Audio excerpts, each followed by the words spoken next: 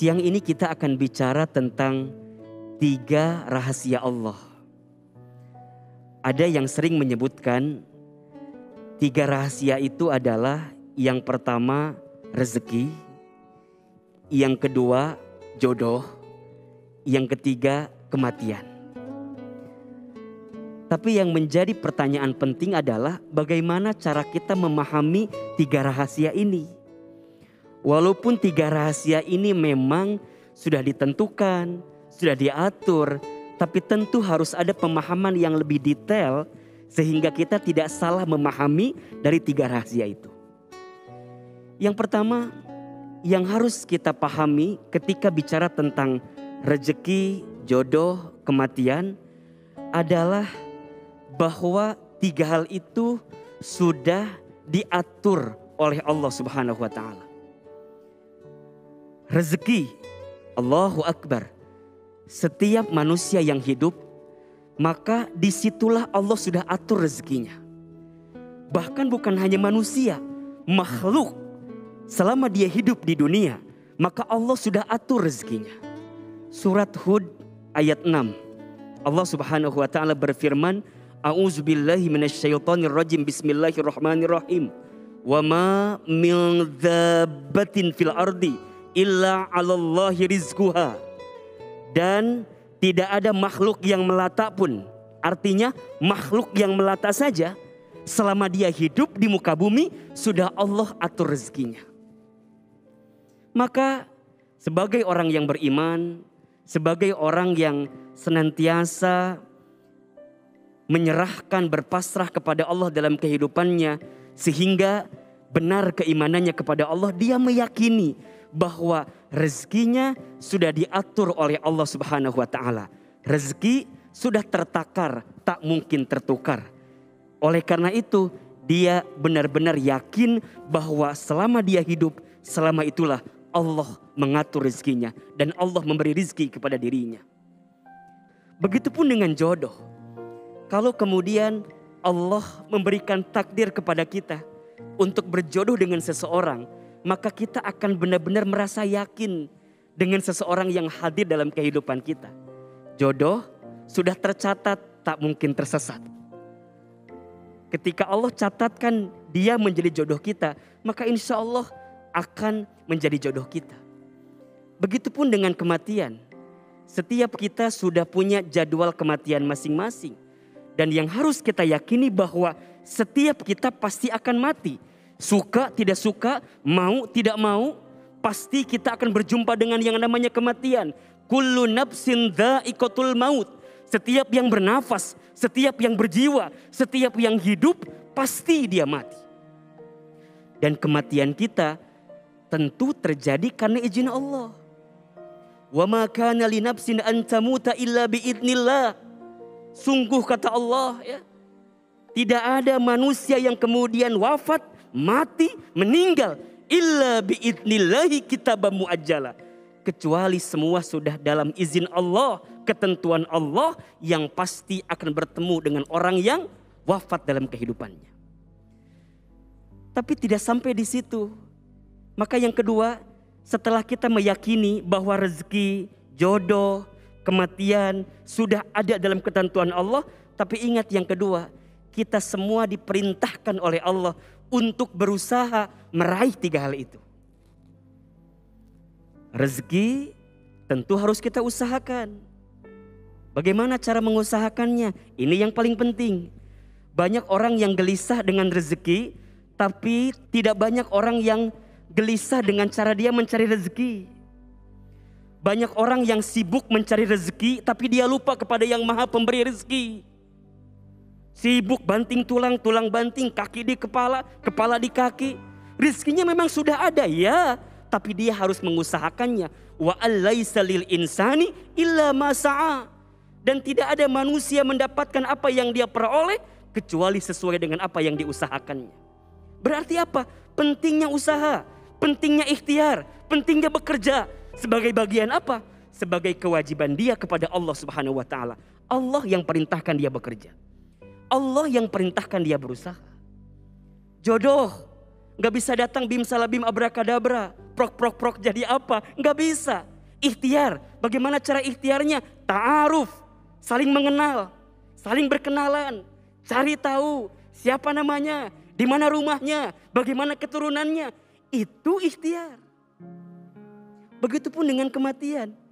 Kematian memang sudah dicatat setiap manusia akan kapan matinya. Tapi kita perlu ikhtiar untuk apa? Menjaga kesehatan, menjaga diri. Agar kemudian kita tidak meninggal dalam keadaan membinasakan diri sendiri. Itu adalah bagian ikhtiar kita. Setelah itu yang ketiga. Setelah kita yakin, kemudian kita ikhtiar. Bagaimana cara ikhtiarnya? Ini yang paling penting. Hadirkan ketakwaan kita kepada Allah dalam mengikhtiarkan 3 rahasia tadi. Dalam mencari rezeki, silahkan kamu berikhtiar. Tapi ingat, ikhtiarnya yang halal, ikhtiarnya yang baik. Jangan zolim sama orang, jangan nipu sama orang, jangan ambil hak orang lain. Kenapa? Boleh jadi kamu dapatkan rezekinya, tapi keberkahannya akan hilang daripada rezeki yang kamu dapatkan.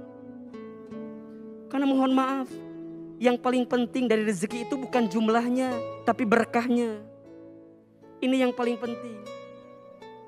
Pertanyaannya adalah, apakah kita sudah mendapatkan rezeki dengan berkah atau belum? Itu yang akan Allah tanya dalam kehidupan kita. Jodoh, ya kita dapat. Tapi bagaimana cara mendapatkannya? Apakah kita mohon maaf melakukan sesuatu yang dibenci oleh Allah dalam menemukan jodoh itu? Kemudian setelah itu kita menikah. Apakah setelah menikah kita bisa menjaga jodoh kita atau tidak? Menjaga pasangan kita atau tidak? Hati-hati. Jangan menyakitinya. Jangan selingkuh. Jangan mengambil hak-hak yang di luar daripada pasangan kita. Kenapa? Karena itu bentuk ketakwaan kita kepada Allah untuk menghadirkan amal-amal yang baik kita. Kematian. Bagaimana cara kita menyiapkan bekal-bekal terbaik untuk kematian kita? Iya. Mati jadwalnya sudah ada. Kita tidak bisa berlari dari jadwal kematian yang sudah Allah tetapkan. Tapi yang paling penting adalah bekal apa yang kita siapkan untuk berjumpa dengan kematian itu. Maka mohon maaf pemirsa yang dirahmati Allah. Jika dalam beberapa hari ke belakang kita mendapatkan kabar begitu banyak orang yang wafat. Banyak orang yang meninggal. Apa pelajaran bagi kita? Pelajaran bagi kita adalah siapkan bekal terbaik. Boleh jadi besok lusa giliran kita. Giliran kita yang akan kembali kepada Allah. Maka orang beriman yang paling cerdas. Siapa kata Nabi? Orang beriman yang paling cerdas adalah dia. Yang paling banyak ingat mati dan mempersiapkan bekal kematiannya. Hidup bukan untuk hidup. Tapi hidup untuk yang maha hidup. Mati bukan akhir kehidupan. Justru mati itu adalah awal kehidupan yang sebenarnya. Yakin, ikhtiar, dalam ikhtiar hadirkan ketakwaan. Baru yang keempat, dia bertawakal kepada Allah Subhanahu wa taala. Wa may yatawakkal 'ala Allah fahuwa hasbuh. Setelah dia berikhtiar yang terbaik untuk bisa meraih rezekinya, meraih jodohnya, kemudian dia menjemput kematiannya, maka dia berserah kepada Allah dengan hasil yang terbaiknya. Dalam urusan rezeki, yakinlah Allah Subhanahu wa taala memberikan rezeki terbaik kepada kita. Tinggal bagaimana cara kita memperolehnya. Setelah itu kita serahkan kepada Allah. Bahwa boleh jadi inilah hasil yang kita dapatkan saat ini adalah yang terbaik bagi kita.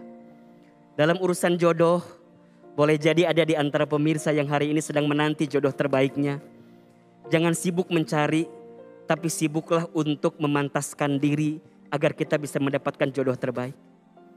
Bicara tentang kematian, tentu kita takut dengan dirinya, takut dengan kedatangannya. Tapi yang lebih penting adalah siapkan bekal terbaik agar saat kita berjumpa dengan kematian, kita berjumpa dalam keadaan husnul khatimah. Sampai kemudian kita bisa menjalani hidup dengan tenang, dengan tentram. Saya teringat dengan satu nasihat dari Imam Hasan Al-Basri agar hidup kita menjadi tenang dan bahagia. Yang pertama, kata Imam Hasan Al-Basri, aku tahu rizkiku tidak akan pernah diambil oleh orang lain sehingga aku tenang dengannya. Yang kedua, Aku tahu amalku tidak bisa dilakukan oleh orang lain kecuali aku, maka aku sibuk beramal. Yang ketiga, aku tahu Allah melihatku, maka aku sibukkan diriku agar tidak berbuat maksiat karena aku malu ketika aku berbuat maksiat Allah melihatku.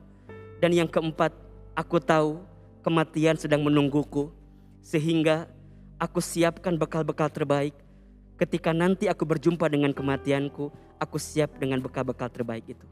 Bismillah, jangan khawatir dengan rezeki, dengan jodoh, dengan kematian, tapi khawatirkanlah bagaimana ikhtiar kita untuk mendapatkan rezeki, jodoh, dan bekal terbaik untuk kematian kita.